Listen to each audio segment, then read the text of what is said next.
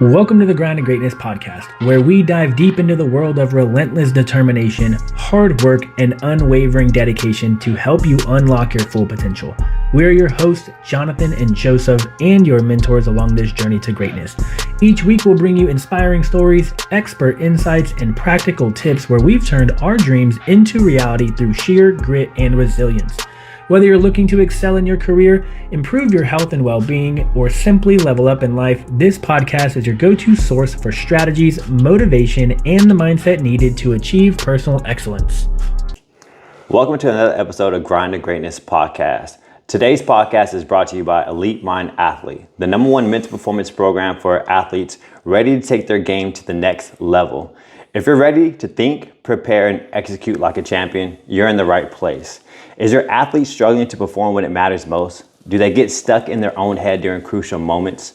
That's because they're letting their emotions dictate their actions instead of operating from a solid standard. That's where Elite Mind Athlete steps in. Our program doesn't just boost mental performance, it trains athletes to turn negative emotions into positive, productive action. We use a proven technique in our daily routine that builds resilience and mental toughness. So athletes face pressure moments with total confidence. With Elite Mind Athlete, mental toughness becomes the standard. Our program targets 3 pillars of mental performance: creating an elite mindset, building elite preparation, and learning how to execute under pressure. Our mental performance daily routine guides athletes to execute 6 core elite habits, helping them forge an unstoppable mindset by committing to the unrequired extra work in the unseen hours, and resources they need just all in one place. Through elite accountability, athletes compete on a leaderboard, earn rewards, and stay motivated with one-on-one coaching from the mental performance coach, all via an app. So if you're ready to take your athlete to the next level, visit elitemindathlete.com, and don't forget to take advantage of our Black Friday deal happening right now. Receive 40% off all programs. Mr. Joseph. What's up, man? What's up, bud? How you doing? Good. I was just thinking about your intros from a year ago till now. I'm gonna make you a clip. I'm gonna like screen record your Elite Mind intro from a year ago compared to that one right there. Bro, lots of growth has been happening. So about that, I spent an hour messing with that. Yeah. Yeah, just revising it. Yeah. And on top of that, I've never felt confident about the intro. I've always hated it, every single one of them. And if you want to dial it back, why did I hate it? Because I never really spent time in it. I've always just, used ChatGPT to help me out, or I'll try to create my own, but I never actually spent some hours in prep work into it. I like it. And because you do that, you build a little bit more confidence in what you're speaking and what you're saying. And so now that I like it, now I need more repetition actually reading a script, which is on my list, because now that we have some solid mics and I'm going to be doing more videos and reading more scripts, I'm going to get a lot better at that reading script thing. Because, we could talk the talk. That's different. You don't have to think about nothing. You don't think about if you're reading too fast. You don't think about, I just took a deep breath. Like literally when I was reading that, I was thinking about my deep breath. Yeah. Oh, damn, I took a deep breath. Oh, man, I'm reading too fast. Damn, I just skipped a fucking word. Yeah. All that was in my mind just now. And so I'm learning how to control my mind under chaos, right? So almost being under pressure, how do you control your mind? And you just need more practice in it. That's what I tell my athletes all the time. Like, you had a bad practice, you were under a lot of pressure today, good. You just need more of that. You need more experience points in that moment. You just need more practice of that, but you don't want to be there. Yeah. But what if you crave it? Then you get the advantage of actually being in it and like, okay, I feel high pressure. What do I do? Right. Let's practice. Let's be here. Let's sit with this feeling and stop running away from it. Because if you run away from it, you get nothing from it. You're just trying to run away, and then you gain nothing out of all the strikeouts. You gain nothing about all the balls you threw in the dirt. You didn't gain anything. But how about recognize, fuck, it's here, and then learn how to control it and sit with it. Take a moment, let's breathe. But anything, it's more you just need more repetition in that thing. You need more volume under stress. Yeah, I take that back to like my childhood when I played baseball. My dad, I've probably hit millions of baseballs, right? But for whatever reason, in the game, at the plate, I'm nervous as fuck. No clue why. My dad's pitched to me, machines have pitched to me, T-ball, like all these hitting techniques, yada, yada, yada. And so my dad would always be like, take a deep breath, watch the first pitch. Just take a deep breath and watch the first pitch. Yeah. Just let it come by. You get a feel for the pitcher. You get a feel for how fast he's throwing, yada, yada, yada. Every time I would go to the plate, just take a deep breath. And he'd be yelling in the crowd, take a deep breath. Yeah. Take a deep breath. You gotta breathe. Yeah. You gotta bring your mind down. You gotta calm it down. So breath is probably the most powerful mental performance strategy you can use. And it's underutilized because everybody naturally takes a deep breath because your body's like, hey, radar, you're not breathing. Yeah. Take a deep breath. And so you'll do it. But if you don't give it power, then once again, you're not leveraging everything you possibly can. Yeah.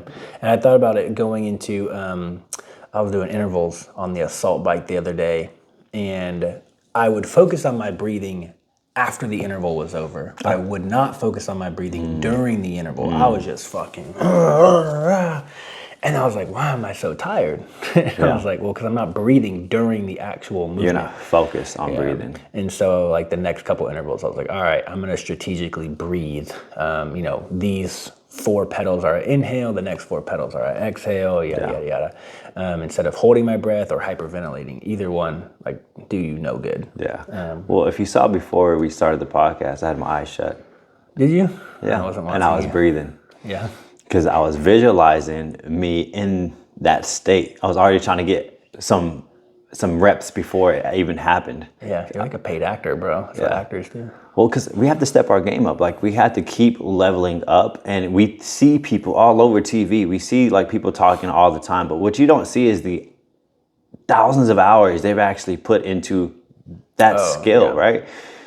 And they're like, man, I just wish I could talk like that. Man, they're just so natural. I was like, no, they probably weren't. They probably had 10,000 hours of practice and failure, and then they just, once again, if you want to separate yourself from anybody, they just worked on the detail work that you're refusing to work on. Who wants to read scripts all day and then practice for hours on it?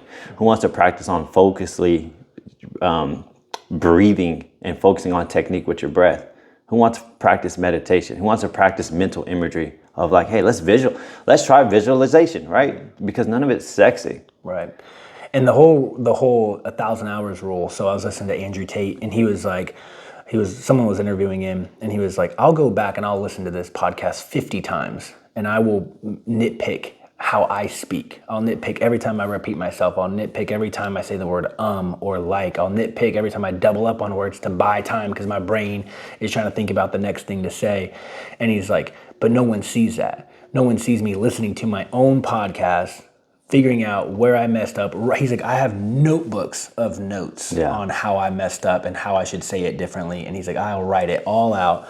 And that's the work that, I don't think anyone really wants to talk about because it's not sexy.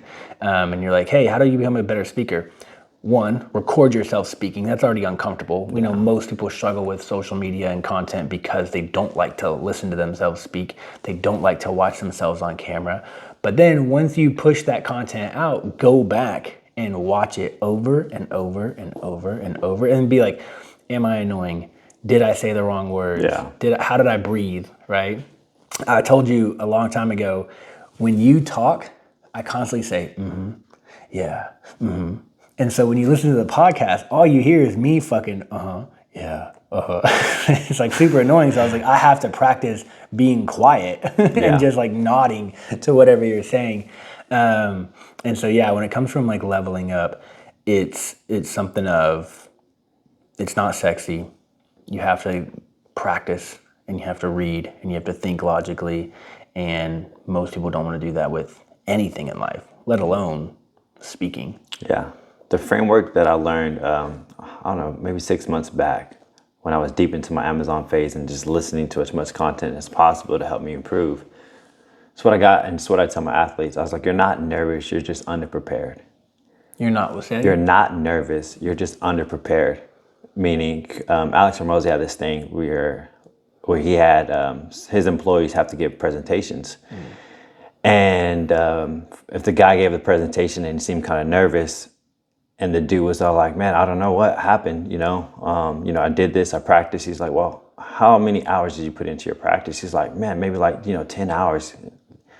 He's like, that was pretty solid, 10 hours of practice for this one presentation. He's like, the minimum amount of practice required if you want to do another presentation with me is 22 hours. He's like, that's just the bare minimum. He's like, you just don't understand what being prepared looks like. You have no framework. And he's like, you're not nervous. He's like, you're just underprepared. Because when you're prepared, you're competent. And confident. Because competent leads to confidence, right? Yeah. And I like that. I struggled that a lot with when I was in school. Man, very few people know this, but in the 6th and 7th grade, bro, I was crushing choir. I was in choir. I was singing. I had solos and all that stuff. And every time I stepped out on stage, like I was so nervous. And you can blame it on age or whatever, but at the end of the day, when I look back on it, I wasn't practicing anything. I was doing the bare minimum in class during my 1 period per day. And that was it. And then I would go step out on stage and I'd sing for like 100 people or whatever. And I was so fucking nervous. Yeah. And I was just nervous because I wasn't confident or competent in what I was singing. Am I going to mess up the words? Did I hit this note right? Am I singing too fast, too slow? All this stuff was running through my head. And it's just because I didn't have enough time for practice. Yeah. So just reframing on the amount of work. You have no idea what it actually takes to work like a pro until you get around it, right? And I think most of it comes like second nature too. So I was watching this young girl play the violin, and I was like, man, she's got to be maybe 6 or 7 years old, and she's crushing this violin. And so I was like, as a kid, that becomes like your obsession because you have nothing else to worry about. You don't have to go to work. You don't have to pay bills, blah, blah. Yeah. And so how do you create whatever you're trying to get good at? How does that become your obsession to where your practice or your preparation doesn't feel like work, right? And whether you're driving the car and you're blanked out and you're just, putting your words on repeat, or whether you're in the shower, or whether you're writing, or whether you're researching, or whether you're actually practicing in front of a camera, like what does that preparation look like? Because a lot of people will look at prep work as a job, as a chore. Whereas like a kid learning to play the violin, that's fun. They're like, I love the violin. I love the piano. All these kids are crushing musical instruments because it's fun. It's not, no one's having to force them to go practice the piano. Not the great ones. Yeah. Sometimes parents have this agenda for their kids. Of course. And they're like, you go practice the piano. And the kid's like, I want to play video games. The kid probably doesn't want to play the piano. Yeah. But like kids who love it, kids who are like, again, like I watch all these crazy videos of like 6, 7-year-olds crushing instruments. And I'm like, how do they already have that much confidence in that instrument? It's because they enjoy it. They love it. So you have to figure out how to love it.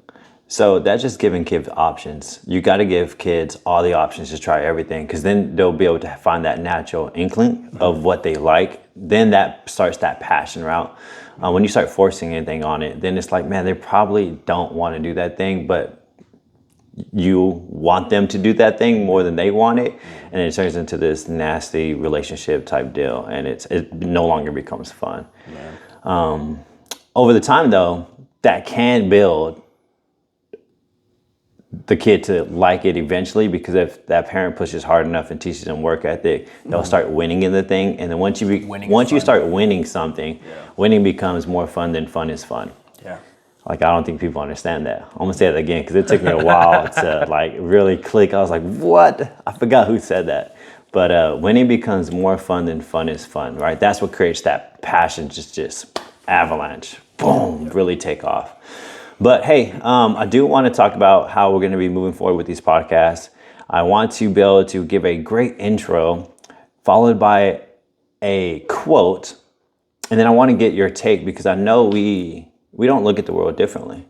We're both people who want to compete at a high level, but we always go back and forth. And it's super important for everyone to know. And it hit me like when I get on the podcast, I forget all the simple fucking cliche little phrase, right? But it hit me like a ton of bricks. Yeah, it hit me like a ton of bricks, because I'm very one way, very linear when it comes to on the path of forging greatness and competing and winning. On hardcore, extreme, I'm going to annihilate you. I'm going to step on your face. And then that is my type of deal. Like, that gets me fucking going. But on the podcast recently, and I know this, but it hit home with Bumstead. What's his name? Christopher Bumstead, the world's greatest not natural at all, bodybuilder, right? And they had an interview with him, and he talks about, they asked him, what does it take to become the world champion? And he had a very interesting take, because you'll have a lot of world champions speak about them, right? It's very easy. But he came at it in degrees, like there's no such thing. There's different types of personalities when it comes to being world champion. He's like, there was a study on tennis players, and there's like 3 GOATs, and I can't say their names, obviously. And he's like, they did a study, and they studied them before the actual final match. And all 3 of them had 3 different ways to win at the highest level. He's like, one of them, you go backstage, he was goofing off. He was playing, he was having fun. He was doing trick shots. Like, he just enjoyed fucking tennis.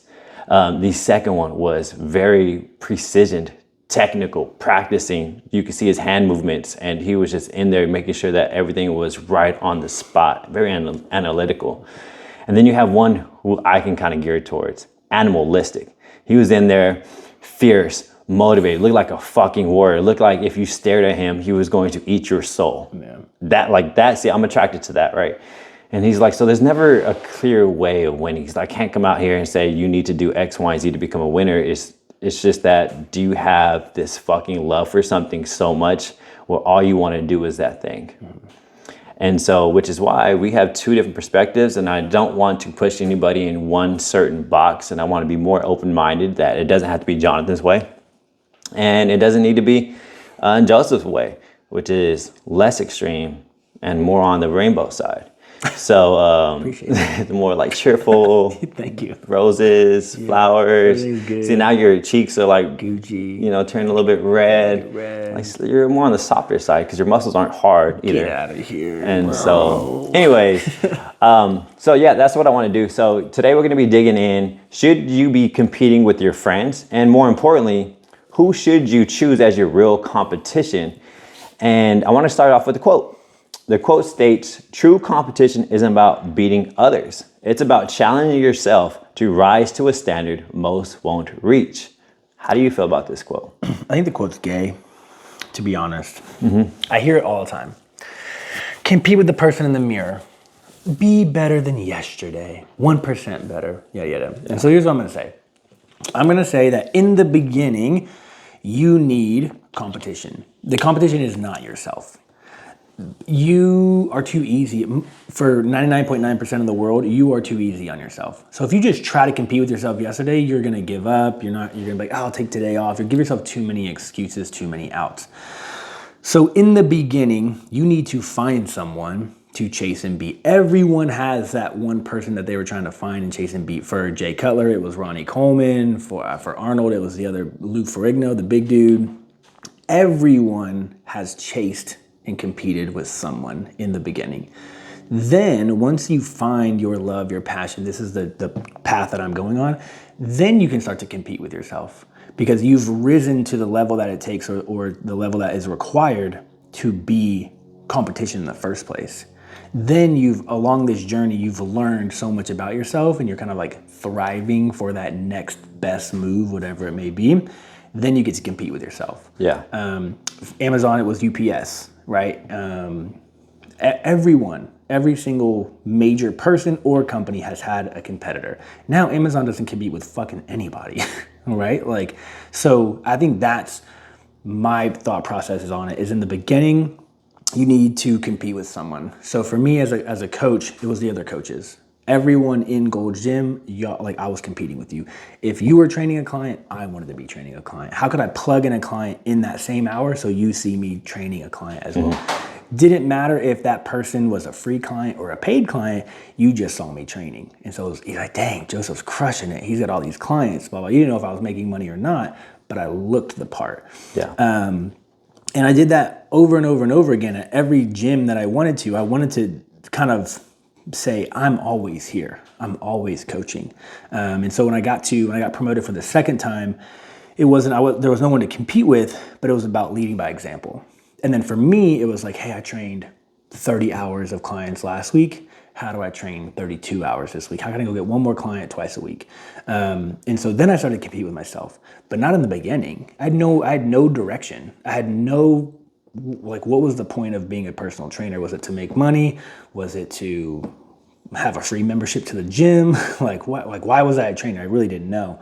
So I started to pick my competition, and I aimed for the top. My fitness manager was number one. There was a guy named Blake Gonzalez. He was number two in the gym. Then there was Rob Gonzalez, and then there was Kim Waddy. And those were the top four coaches in the gym. Yeah. And 3 months later, I beat them all. Okay. Solid. That's it. I might have to disagree at the very beginning stages, because you say you can't compete versus yourself, right? Mm-hmm. Here's my take. There's an evolution. There's, like you said, you just talked about, there's an evolution of who you should be competing with. At the very beginning, I do agree. Let me rephrase that. I agree for most of it, and I'll add my little twist here in a tad bit. But here's my take. At the very beginning, you need to be able to choose your competition wisely, because you suck. And if you start competing with top dogs, you're only going to go down this emotional roller coaster that's going to just make you not want to do anything, because you're getting slaughtered. You cannot compete with people at a higher level than you are, because those emotions, if you don't know how to handle them, which you don't because you're at the bottom, you're only going to let it make you feel more depressed, more not worthy, right? So there is a little bit of that. Comparison is the thief of all joy. Mm. I don't ever agree with any one thing. Every quote, every specific situation can always be leveraged to whatever advantage you need it to be in. I don't like that quote as a whole. You should be living your life off like that straight quote, because we need competition. We need to feel pain. So at the very beginning, choose your competition wisely, meaning they need to be at least 4% above you. They're not too far out of reach. They're just right there. It gives me a little bit motivation, like he's within reach for me to beat. And that gives me ways to also look at them, see what they're doing, and for me to modify, and use it to my advantage, right? Now, as you're progressing, you should be raising your competition. You should be getting a little bit higher. You should be learning how to deal with losing a little bit better. And this is where you have to start leveraging this one concept of, we need to not be joyful when we're losing. We need to not use that quote no more. So comparison is a thief of all joy. If you don't have pain and you're always trying to find ways to be joyful, it's not going to cause massive action. Pain is the ultimate dictator in action. If you're in enough pain, you're going to be able to take massive action on changing your entire life. Reason being, when most people hit rock bottom, they usually have this big ass transformation, is when they're sick of being sick and tired of fucking losing or not achieving whatever. And so when you know how to leverage pain now and choose my competition that's bigger than me for a specific reason, I use it as rocket fuel to pay me. I'm not making six figures in my business yet, and he is. Then I could just grab it, suck that energy, and I wake up at 3 a.m. When people ask me, Jay, how do you wake up at 3 a.m.? I was like, you're just not in enough pain. Mm-hmm. You're applying too much comfort. You look at the top dudes and you feel the pain, but you're like, you find ways to make yourself comfortable, to numb the pain, to find joy. I leverage it. I use it to wake up at 3 in the morning. And it's been like this little booster that I can use. Now, if you don't yet know how to handle pain, then you need to be like, this is where I don't focus on the guy making 6 figures, 7 figures, 8 figures, because I'm feeling a little depressed. Then I need to stop and look at, this is where I can use the quote, comparison is a thief of joy. I can now leverage this. We'll be like, well, you know what? Man, I'm doing way better than the guy I was a year ago. Man, look how much stronger you got. Now I'm feeling uplifted. So it depends on my feeling and situation of who I should be competing with. How am I feeling?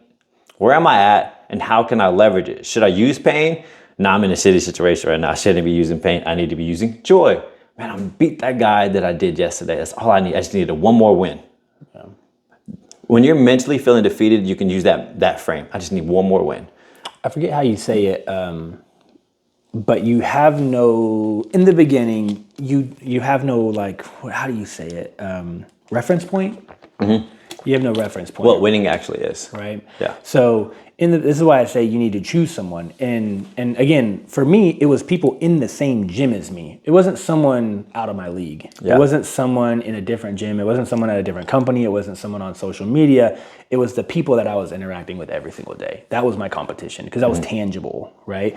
They did it at this gym with these members, with this pay structure. How can I do it? How can I figure it out? And this is what I hate about 1099 contractors or anyone who is a commission based, I would say, and they start to blame the system for their lack of success. Let's take car dealerships, right? Like salesmen. I'm not making any money. Sales sucks. Commission sucks. This sucks. That sucks. I'm like, but your top performing guy is making $10,000 a month. Yeah. And you're mad because you only sold 1 or 2 cars. He's successful. It's the same system, the same people, the same dealership, the same cars. How is he successful and you are not? Mm-hmm. And so people start to blame the system. And this is why I chose these coaches, and they're still all of my friends today, as my competition. In turn, I didn't tell them they were my competition, but I would just look out on the gym floor and be like, fuck, Blake's training again. Fuck, Lawrence is training 3 clients at one time. What the fuck? Yeah. Like, he's getting paid 3 clients in 1 hour. Motherfucker is sorry for my language, a business genius. Mm-hmm. Like, talk about maximizing his time. He was convincing his clients that he's good enough for you to pay me one-on-one for an hour, but I'm going to train you with 2 other people. Yeah. Like, that's a group setting, and he's charging you one-on-one prices. It was phenomenal. And so then once you reach a certain point, then you want to bring people on board with you. And so that's what I did with Lawrence. Is when I got promoted for the second time, Lawrence and I actually were at different gyms, and I actually convinced him to step down because he was the manager. And I said, step down and become a fitness expert, is what they called it, at my new gym underneath me, because you can make more money because your commission payout is higher as a fitness expert than a fitness manager. And so he did. He stepped down, came to work for me, crushed it, made a bunch of money because he could do these 3-4 clients in an hour and no one was asking him any questions. But as a fitness manager, it was more of like, are you managing your team? Are you doing these things appropriately? Yes or no? Because all you care about is training, right? Yeah. So I was like, just come train. So again, I think you need a reference point. And that reference point is the people around you in the industry that you're trying to compete in. Okay. And you kind of have that vision of this, that's where I want to be. That's tangible for me. I can get there. I'm not trying to compete with the top dog, the 7-8 figure people. I'm not there yet, but I see that person. I know what they're doing. I can do that, and I'm going to strive for that. So do you think it's okay to be competing with your friends? Like, say if you have friends, is it okay to compete with them? Like, is that bad? Is it going to hurt our relationship? Like, yeah, I think it's okay to compete with your friends. As long as that competition doesn't overstep boundaries of, in our world, clients, right? So imagine you and I have a mutual friend. I'm trying to train that client. You're trying to train that client, and we start to overstep our boundaries to make that money. So integrity, okay, as long as you have integrity within the relationship of that friendship. So I think if you're not able to compete at a high level with your friends, they're not really friends. Mm-hmm. Every single relationship that I've had, I compete with them ruthlessly. Yeah. But I have the integrity. If they win, I shake their hand. Fucking thank you, man. Thank you so much for that was a great battle. I'm very honored that we pushed each other that far because we went out of our comfort zone. We grew. We fought to the fucking end. I love it. Thank you so much, because what we learned in that experience, we are 2 people who love each other because it's a friendship. But now because of that, we also grew into what we're trying to achieve and grow. I compete with everyone. Mm-hmm. I got a story. And Sergio Cerritos, right? I love basketball. When I can practice in rhythm and consistency, I'm nasty. I'm really nasty. I'll dominate some high school athletes. I'm not saying college, because there's a size. I compete with high school athletes, but when it comes into college or anything higher, I'm like, nah, I'm good. But when it comes to high school athletes, who are really young, they're really shifty, they're getting into that. They're just not very technical in terms of performance of the game. But I'm really good. I can compete when I'm in flow. When I'm out of flow and I don't practice and I'm not in rhythm, and because I need consistency. As soon as I lack it, confidence goes down, everything feels weird. I'm not the person who can just step in and shoot. And so Sergio's always been the person, whether he plays consistently or not, he's just a baller. Like, I'm like, when's the last time you played? He's like 6 months. And I'm like, bro, I cannot tell. Like, your shot goes in every single time. It doesn't look like your handle's faded. I jump in. If I haven't done it in 6 months, I'm losing the ball. If the ball feels weird, my shot feels weird. And so every time we would play, he would beat me. And I'm just so mad because I know he's not better than me, but he actually is, right? The proof is in the pudding. For 4 years we played, he's always beat me. And I get mad. 1 year, I said, I'm sick and tired of being sick and tired of losing to this guy. I know I'm better than him if I did my consistency and preparation. And so 3 months, I knew I was going to play him. I went into a prep camp. I put it in my schedule 2 to 3 times a week. I'm practicing for these many hours. I'm working on this game, this shot. I'm going through a training camp. And I said, when we play again and we step foot on that court, I'm going to fucking demolish him because I know I can. It's just, I just haven't put the prep work that I need to be able to go and crush it. 3 months went by. I put my training in. We'd be texting on the side. I'm talking shit. I'm a shit talker purposely because I like the mental game. If I can somehow gain an advantage anywhere, I'm going to leverage it. It's only going to give me a better probability. And if I lose, I'll eat my words because I can honor that. I can respect it. Sure enough, we step on the game. 5 games in, every single time, beat him. Oh, bro, it felt so good. I was like, I just knew it. I knew you were better than me. I just didn't do all the prep work. But I loved it is because he did get 1 game. And yeah, he did get 1 game. But the whole point of that story was I compete with fucking everyone. Mm-hmm. And if you don't like it as a friend, then we can't be friends because I'm always looking to become the absolute best at almost everything that I do. But I do have to pick and choose seasons. Like for 4 years, I had to let Sergio win those games because in that season, there's no way in that time that I could have put that amount of prep work into it. Mm-hmm. But I just once again, there's that winner mentality. I was like, fuck, I'm not losing to this motherfucker again. No. Like, he may beat me future-wise because I'm not going to put this prep work again, but I just want to prove it to myself real fast that if I did the amount of work that is necessary to win, I can beat this guy. And so I compete versus you. And I made a post about it. You did? Yeah. When? I was like, true friends compete versus each other. And I made this whole thing that I didn't read that. You're right. I shout out to Joseph because we have a similar business. They're both online coaching. I just coach athletes in the mental game. You coach clients for nutrition. And so it's the same thing. It's the same setup. And I want to demolish all your records. But you give me a good reference points because I'm here thinking I'm doing a lot of work, right? I'm doing like 3 hours in the morning time, 3 hours in the morning time. And then when we show up and we actually work together, you're doing like 8 hours, 9 hours, 10 hours every single day. Mm-hmm. And I was like, oh. I just talked about you to one of my coaches. So we have 10 coaches now. And,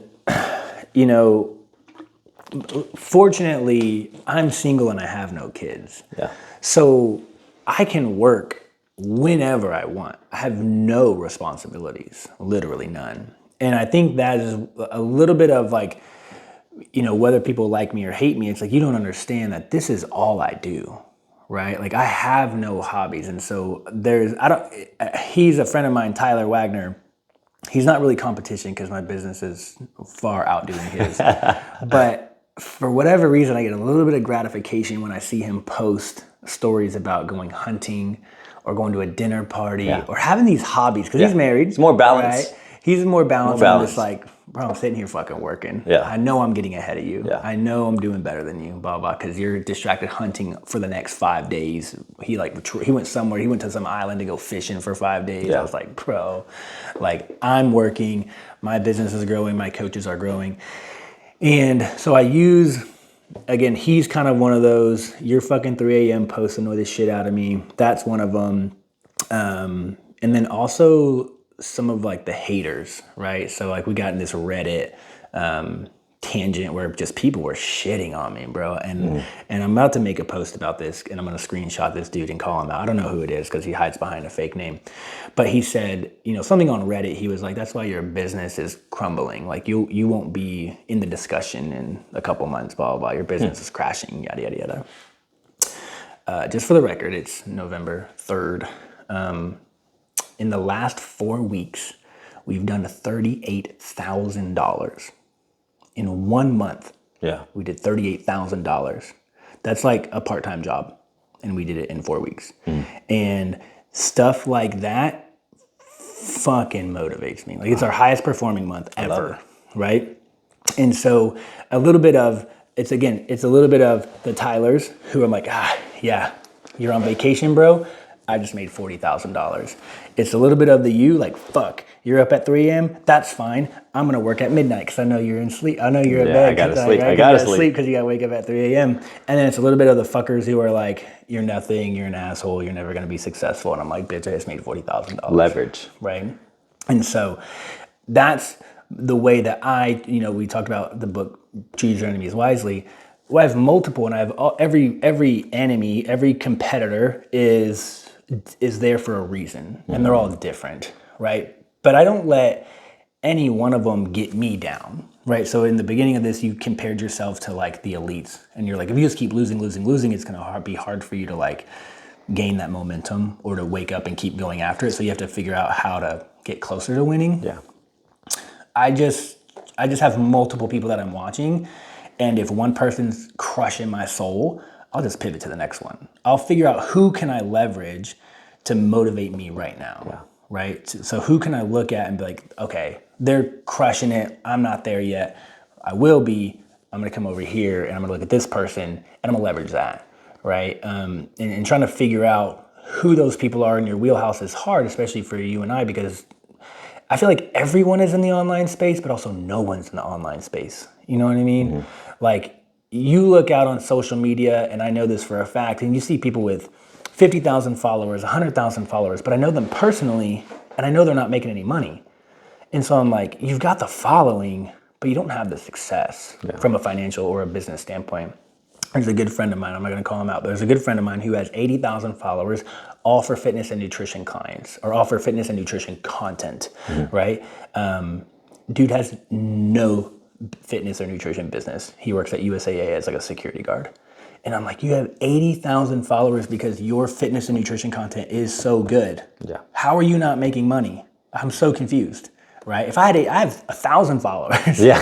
if I had 80,000, bro, how much money could I make? Yeah. And so again, I think it's Choosing Your Enemies Wisely, which is a good book by Patrick Bet-David. And then again, competing with your friends. So Tyler's a friend, you're a friend. Like, I compete with all of you guys, but for different reasons. Yeah. We use each enemy. They're not really enemies, but we can perceive them as a mask for our advantage at that current moment, understanding you're not an enemy. But if we do toe the line, I don't think you've seen the movie Warrior with the two brothers have to go. Yeah, I've never seen it. I just know the never seen concept. it? No, I had a conversation about it that I'm missing out. I should probably watch it, but I can't, because right now I'm so much into work that anything that doesn't feel like work, I have anxiety. And so I just need to be able to get things up and running to kind of calm that beast.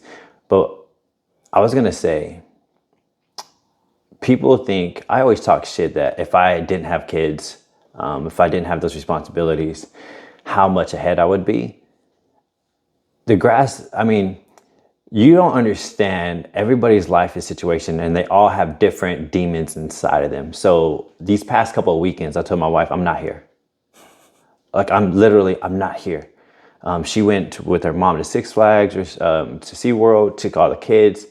And I was like, okay, here's my moment. Let's just dominate the entire day, 3 a.m., 10 p.m. Like, let's just go. And as I'm in there, with no bothers, no worries if somebody needs my attention, no worries if I hear the kids, yelling or fighting or arguing. There's none of that no more. And I'm like, wow, this is hard. Because there is nothing holding me back from actually working. So now my brain is like getting distracted. I get up, I start walking around. There's nobody around me. I'm alone. I'm like fucking around with my dog for like 30 minutes. And then I get back to work, and then I'm like walking around again, pacing. I was like, holy shit. Like, could I do this? This is wild, because now it's just me and work. Like, there's nothing pulling me whatsoever. And I'm like, yo, this is set. I'm calling my girl. Hey, what are you doing? Like, bro, I am just all like, damn, this is a whole different type of mental resilience that I've never touched in my entire life. And I'm like, wow. okay, cool. Maybe I do need my wife because she kind of pushes me to get back in the game. She's my coach. I can go back in. She's like, get the fuck back out there.